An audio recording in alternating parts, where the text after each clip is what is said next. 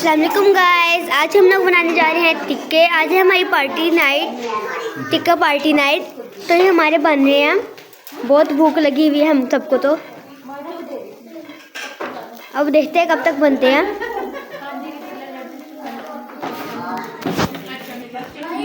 चलिए गाइस, हम अंकल से पूछते हैं कितने के बेचते हैं ये। हेलो अंकल, क्या हाल है आपका? क्या नाम है आपका?